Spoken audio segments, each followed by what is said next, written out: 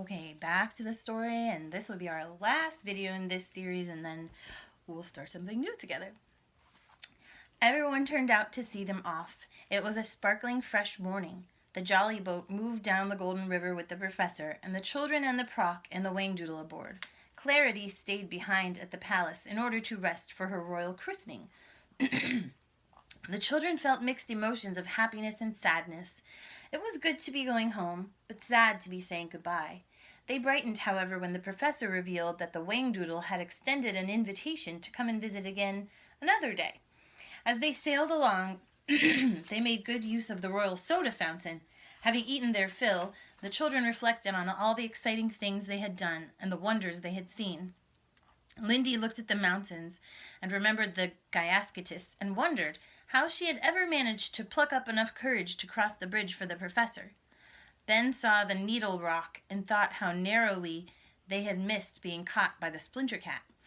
Tom recalled his valiant dash to catch up with the Brain Strain. Each child concluded that every danger, every challenge, had finally been worthwhile. The Whangdoodle was deep in conversation with the professor. "I'm going to tell you a secret," he confided. "The Proc said never to tell anyone, but I want to tell you. When all the other Whangdoodles disappeared so many hundreds of years ago, it was because humanity chose to forget them. The only reason I was able to stay alive in those dreadful times was because I was certain that somebody somewhere still believed in me. I thought you might like to know how good it feels to have my faith justified after all these years." The professor was so touched, he was unable to reply. The Whangdoodle continued, "I don't suppose you could stay on, could you? I understand about the children having to go, but couldn't you stay?" "I'm afraid not, Your Majesty. There's a lot of work for me to finish." I was just thinking that I could use your advice. I mean, I've never been married before. I hope I'll be able to look after Claire properly. You know, be a wise husband and everything." "I don't think you'll have any problems, Your Majesty. Just love her very much, as she so obviously loves you, and you'll find the answers. Never fear." The jolly boat pulled into its mooring on the Blandlands plain. The children and the professor said their goodbyes. It was a sad moment. There was a sudden flurry of feathers, and the Whiffle Bird appeared out of nowhere and flew straight onto Tom's shoulder. She screamed, "Mayday!" right in his ear. "What is it, Whiffle Bird? What is it?" he gasped. She made frantic little sounds and hung on to his jacket. The Proc stepped forward and said wisely, "It is because you're leaving. Come along, Whiffle Bird. Thomas will be back another day." "Of course I will," said Tom bravely. He lifted her off his shoulder and handed her gently to the Proc. "Now you take care of yourself, dear Whiffle Bird. I'll see you soon." He turned away so that she could not see his distress. The professor glanced at the children, then looked at the Whangdoodle. He gave a meaningful nod of farewell. The children suddenly felt the world beginning to spin, and the familiar dazzling light surrounded them. Almost immediately they found themselves back in the professor's garden. The professor said quietly, "You'd better hurry on home. Ethel will be waiting for you." Lindy flung her arms about him. "Oh, Professor, thank you for the best time ever. It was wonderful. Will we see you soon?" "Yes, I'll be here from time to time, though Washington will be my base." "It's not going to be the same without you," said Ben.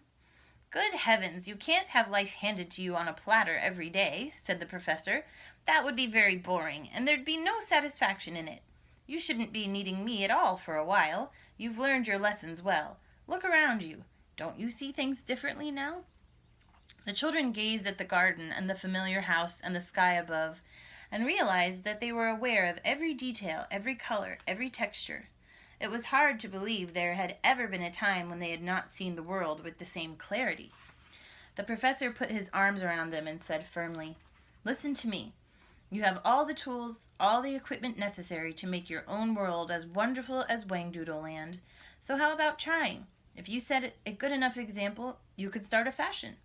Think of the favor you'd be doing the Whangdoodle. He might be persuaded to visit one day. He might just stay around if we all tried hard enough. It's up to each and every one of us. Now be off with you. I love you, and I'll write you a long letter from Washington." The end. And there is an epilogue that I'll go ahead and read because it's pretty short.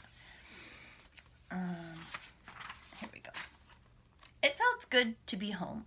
Mr. and Mrs. Potter returned on Sunday, and Mrs. Potter cooked a delicious evening meal. Mr. Potter said, "Well, how was your vacation? Did you miss us?" "The professor gave us a lovely time, but yes, we did miss you," said Ben. "How's Grandma?" asked Lindy. "She's much better, darling. She knitted you these pretty slippers." Mrs. Potter handed Lindy a pair of pink woolen slippers with floppy tassels on them. Lindy gasped in surprise. "Why, they're almost exactly like the Whangdoodles," she blurted out. "Like what?" Mrs. Potter looked puzzled. The telephone rang and Mr. Potter got up to answer it. Ben nudged Lindy fiercely under the table. He said evenly, "The professor was telling us about a funny creature in olden times that was supposed to grow slippers." "Is that the creature you were looking up in the dictionary a few weeks ago?" "Yes." Ben glanced at Tom. The conversation was getting out of hand. Mrs. Potter began to clear the dishes from the table. "Did you ever find out if it existed or not?" There was a long pause. Ben stammered. The professor said it was up to us to decide." Fortunately, it ended there, because Mr. Potter walked excitedly into the room. "Frida, that was the university on the phone. The most amazing thing has happened. You know all that equipment that was stolen from the laboratory? Well, it has been returned, every single piece." "It must have been a student hoax, dear." "It must have been." Mr. Potter sat down by the fire and opened the Sunday paper. "Fetch my pipe, will you, Tom? Did the professor say anything to you, Ben, about the theft? It was his stuff that was stolen, you know." "No, sir." It's very odd. Ah, here's a photograph of your friend in the paper. I see he's going to Washington as special scientific advisor to the president. Well, let's hope he does some good." "Oh, I'm certain he will, Dad," Ben said with a smile. Mr. Potter frowned. "This work he's doing, this genetics thing, I'm not sure I like the idea. In the final analysis, I wonder if it'll be good for mankind." Ben felt a sudden tremendous need to communicate with his father. "Well, whether we like it or not, I think genetics is here to stay, Dad, and it could be the answer to a lot of things." He spoke slowly, choosing his words carefully. "We all will have a tremendous responsibility on our hands. We must try to honor it with decency." Edwin Potter stared at his son. Then he said quietly, "Ben, you're growing up. Those are very wise remarks, and you're absolutely right." Ben felt a warm glow of happiness at his father's praise. I think the professor helped me think it out," he explained. Mrs. Potter took up her knitting. Professor, that's the only word I ever hear," she admonished gently. "Will you ever stop talking about that man, I wonder?" The children looked at each other. "Oh, I don't think so," they all answered at exactly the same moment. The end.